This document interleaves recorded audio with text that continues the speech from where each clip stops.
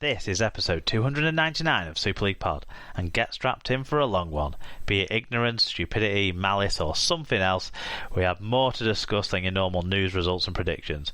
But we do all that too. What do we want Boulders to have a word about? Where is Rugby League's Jurassic Park? Will artificial abs bring on-field success and GI plays? All that and the Spanish lesson. It can only mean we've got some extended SLP time for you all. So strap in.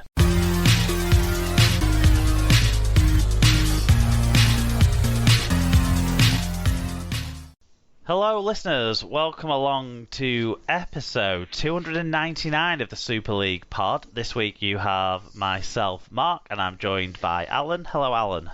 Hello everybody, how are we doing? Who'd have thought last time we spoke it was like the world was falling out of Bradford's season, and now they're like unbeaten since that first game. So it's very odd. I'm very happy with how we're going right now. I'm just trying not to draw too much attention to it. Well, we'll get to the championship later on. In fact, first thing I want to do is give huge congratulations to SLP power couple Tom and Paige on the birth of their daughter Lily. So congratulations to them both, and well done to Paige, because I think Lily hung around inside her a little bit longer than she was hoping, but she's out now and everyone looks well. So hopefully all is good between those guys and the family of four. Yeah, that's wonderful. Good news, good stuff. Yep. Do you want to let people know about our episode sponsor? Yep. So this episode is sponsored by Rob's Toy Shop. You can find a wide range of toys, gifts, rugby league birthday cards and more at Rob's Toy Shop on eBay. Visit stores.ebay.co.uk/Rob's Toy Shop. On any orders over £5, you can earn 5% cash back, and 1% of your order value will go back to SLP, but only if you put SLP discount in at checkout. Yep, that's great stuff. Thanks, Rob's Toy Shop, for your continued support. So, this week, what we're going to do is we're going to try and get the serious stuff out of the way early on with the racism allegation made by Andre Savelli against Tony Clubb. We're going to cover that first. Before that happened, we thought we were going to have like a week talking a little bit about the Sky deal, the England Knights, maybe, if that was interesting, some World Cup developments about the rules that are going to be played under. We'll still go over those things in the news, but they're not the big story anymore, unfortunately. Fan views on most Super League games we've got, apart from Wakey and Catalan fans. Come on, where were you guys this week? And stats from most Super League games, but again, Wakey versus Catalan game, no stats, so come on. Opta, what happened to you? I was going to say, I assume that it took. I mean, I've seen the video highlights, but we're assuming it took place. It definitely happened. Yeah, we know who scored the tries and the goals. We just don't know anything else that happened about the game, unfortunately. But we'll go over all the action from the last week anyway, and all of your big talking points before we make our guesses on the Challenge Cup quarterfinals as well. And we'll finish with a quiz that I have no idea what it's going to be about this week. So we'll see. It's exciting, isn't it? It's exciting, yeah. I assume I've not swatted up on like pizza toppings versus players' names and stuff like that. So we'll hope it's something different from last week's very exciting and novel quiz that we had. Yeah, I'm putting it out there now. It's not as good as last week's. Have you had the Kevin pie? I have had the Kevin pie. I've had the Kevin pie several times. As soon as it came on, I was shouting at my podcast player. It's a Prime Minister one, so you can get it from the supermarket as well as their shops. It's very good, and it doesn't sound very good when it's described. I'll freely admit that, and it's got a stupid name. Yeah, but we all know pies are all about the pastry, don't we? And that the pastry in that pie is particularly good. So good stuff.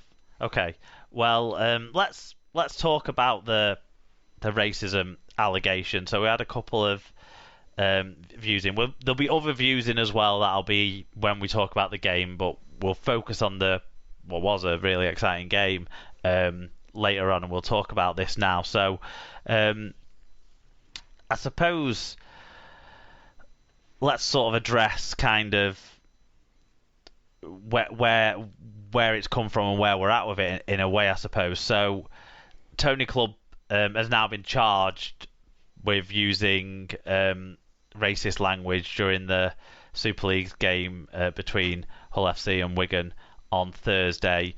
The 33-year-old is alleged to have made a comment towards Hull forward Andre Savelio, who later on during the first half of that match reported that to James Child, who placed it on report. This kind of offence, is a serious one, so it gets a high grading. So it's a grade F offence, which means the match review panel wouldn't be the people arbitrating on this. So the fact that the charge has been made is really from nothing else but the fact that the allegation was made and put on report. Grade F offences carry a minimum 8-game ban. Like, if we can think of some other examples of grade F offences, Ben Flower in the 2014 final got a 6-month ban. We've recently seen George Flanagan of Bradford for his testicle grab getting a 10-game ban. They're the grade F offences. They're always referred to the panel, but the charge is unacceptable language / abuse based on national or ethnic origin. And kind of helpfully, in some ways, Andre Savelio has cleared up what the allegation is, hasn't he? Because he went to social media and pointed out that what Tony Clubb said was he called him a stupid Polynesian cunt. I should have given a trigger warning in case anyone's offended by that sort of language, I suppose, before that. But I didn't, because we swear all the time anyway, don't we?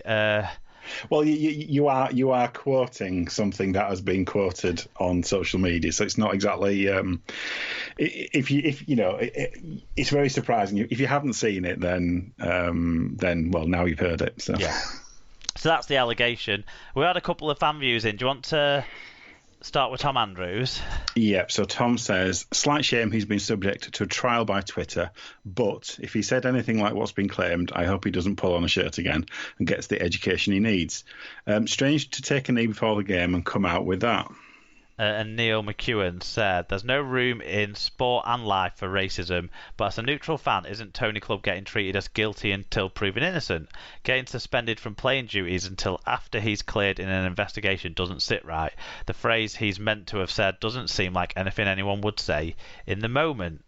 So a couple of views there kind of cover the spectrum and both do point to this kind of, he's already been assumed guilty almost, Tony Clubb, of this allegation.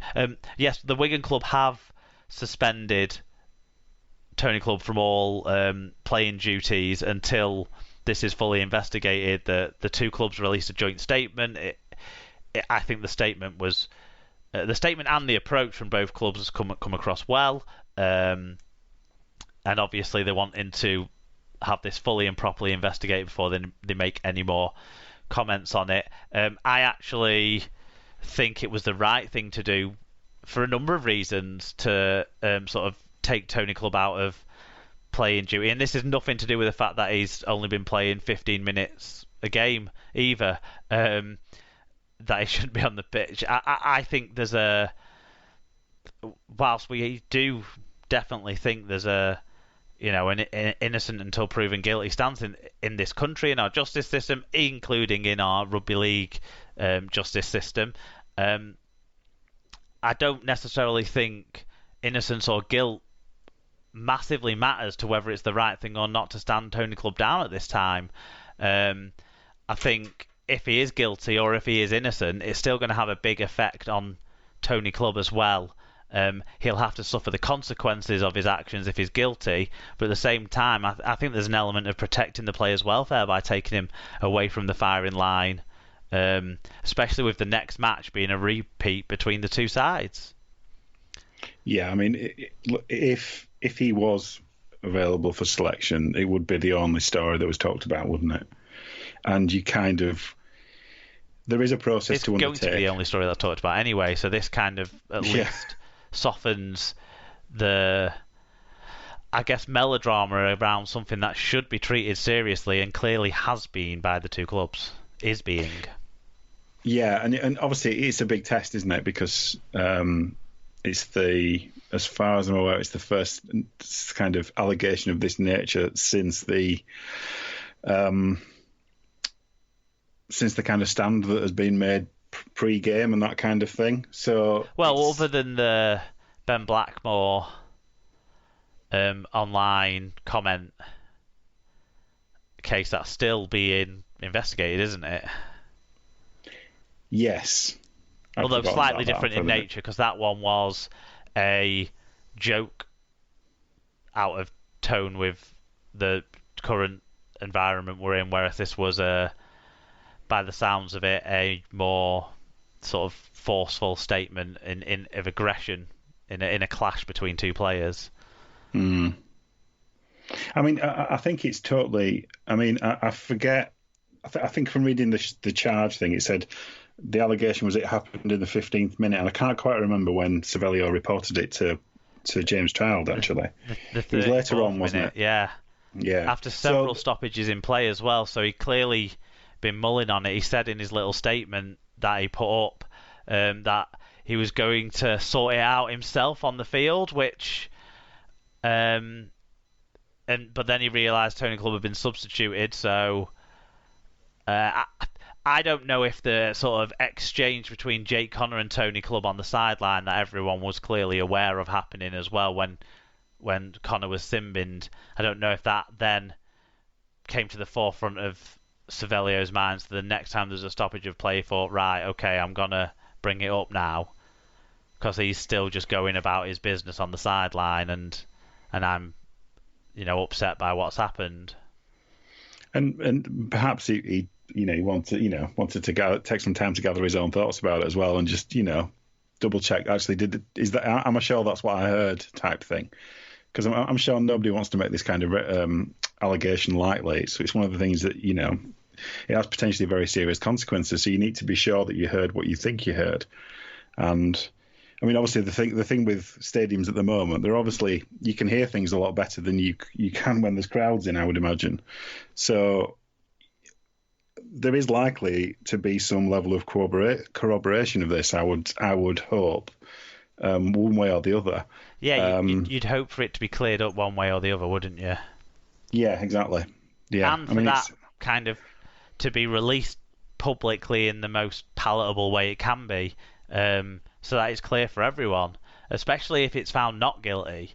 I think it'd only be a bigger controversy and storm based on the Twitter guilty verdict, that if they don't do something to demonstrate why innocence has been found, if that was to be the outcome, I really think they have to show how seriously it's been taken.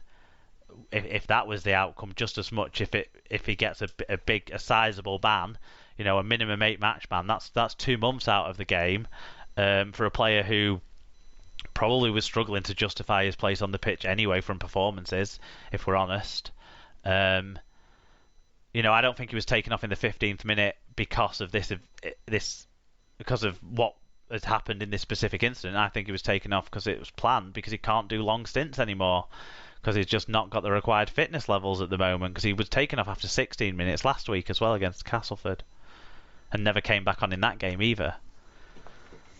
Yeah, I mean, I mean his physical abilities, I think he's completely separate from his definitely from his mouth in this particular instance. I would kind of echo what you said about the way that the clubs have dealt with it. I thought it's quite a tricky one, isn't it? Because they'd all signed up to this this silence on social media. Yeah. So they had this kind of they had a requirement to get something out fairly speedily on Friday, didn't they? Before they kind of. But yeah, it's in many ways it's bad timing, but it's also very good timing to actually show how seriously you take these things. And 13 seconds of this is not just a PR stunt. It actually has some real